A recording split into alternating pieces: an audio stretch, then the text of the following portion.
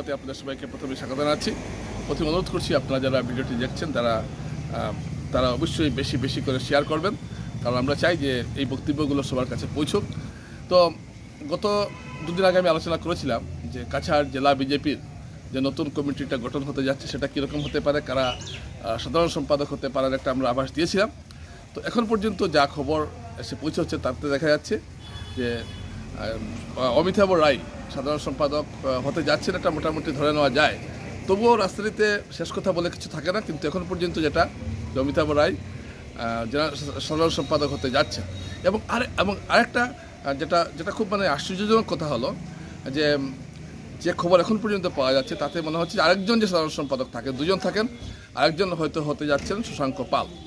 তো শশাঙ্ক পাল এবার হওয়ার কোনো কথা ছিল না, কারণ তিনি গতবারও ছিলেন এবং শুধুমাত্র পরিমল শুক্লবৈদ্য ছাড়া কেউ তাকে চাইছিলেন না এই পদে।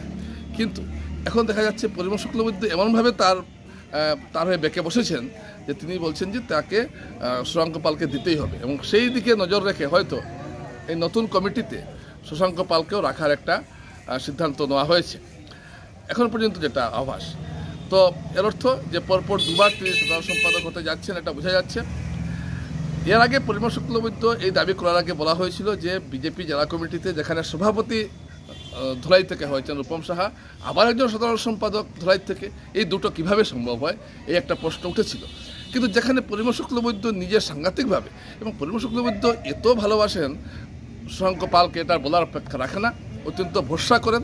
কেন ভরসা করেন এর কোনো উত্তর নেই, কিন্তু ভরসা করেন এটা ঘটনা, যার জন্য এখন পর্যন্ত যেটা আভাস আমরা পাচ্ছি তাতে বোঝা যাচ্ছে যে শশাঙ্ক পাল সাধারণ সম্পাদক হয়ে যাওয়ার সম্ভাবনাটা কিন্তু প্রবল। আমি সম্ভাবনা বলছি, এখনও নিশ্চিতভাবে কিছু বলতে পারছি না।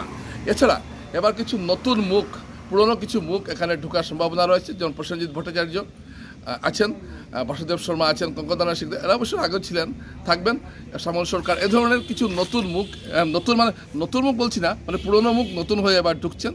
গত দুবার যে কমিটিগুলো হয়েছে আপনারা লক্ষ্য করবেন, অপেক্ষাকৃত নতুন মুখগুলোকে আনা হয়েছিল এবং পুরনো যারা আছে তাদেরকে মোটামুটি একটা বিদায় করে দেওয়া হয়েছিল। কিন্তু দিলীপ শইকীয়া সভাপতি হওয়ার পর আমরা দেখলাম যে বিজেপির অভ্যন্তরীণ রাজনীতিতে নানা ধরনের পরিবর্তন আমরা লক্ষ্য করছি, এবং সেই সূত্র ধরেই নতুন এবং পুরনোর সংমিশ্রণ ঘটিয়ে জেলা কমিটি গঠন করার নির্দেশ দেওয়া হয়েছে। এবং শুধু এখানেই নয়, সারা আসামের প্রত্যেকটি জেলাতে এইভাবে নতুন কমিটি গঠন করার নির্দেশ দেওয়া হয়েছে, এবং সেই নির্দেশ মতোই আমরা দেখতে পাচ্ছি যে অনেক পুরনো মুখ কিন্তু এবার আসার সম্ভাবনা রয়েছে।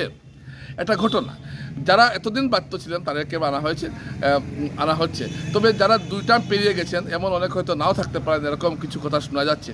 যাই হোক, শেষ পর্যন্ত কী হয় সেটা দেখার বিষয়। এবং বিজেপির এই যে জেলা কমিটি গঠন নিয়ে একটা দলের সাংগঠনিক স্তরে একটা বিরাট তৎপরতা চলছে, চর্চারা শেষ নেই, কে ঢুকছেন কে বেরোচ্ছেন এ নিয়ে নিত্য নতুন চর্চা চলছে। কিন্তু শেষ যে একটা খবর আমার কাছে এসে পৌঁছেছে তাতে মনে হচ্ছে যে এই দুজনেই সাধারণ সম্পাদক পদে থাকতে পারেন, এবং এক্ষেত্রে ঝলক চক্রবর্তী, অভ্রজিৎ চক্রবর্তী অনেকটা বাদ পড়া, অনেকটা বলি হতে যাচ্ছেন মনে হচ্ছে। কিন্তু তার কিন্তু পারফরমেন্স ভালো ছিল। আপনারা যদি পারফরমেন্স বিচার করেন তাহলে গত যে জেলা কমিটি ছিল এতে কিন্তু অভ্রজিৎ চক্রবর্তীর পারফরমেন্সটা কিন্তু খুব ভালো ছিল। দলের বক্তব্যকে সঠিকভাবে উপস্থাপন করা সহ বিজেপির দলের নীতি সম্বন্ধে অনেক জ্ঞান তার ছিল, এবং তিনি সেইভাবে বিভিন্ন প্রেসে, মিডিয়াতে, বিভিন্ন টক শোতে আমরা তাকেই ডাকতাম। তো এই ধরনের একজন লোক এবার যদি বাদ যান সেটা বিজেপির জন্য অনেকটাই আমি মনে করি খারাপ হবে। যাই হোক, এটা যে কোনো দলের অভ্যন্তরীণ বিষয়।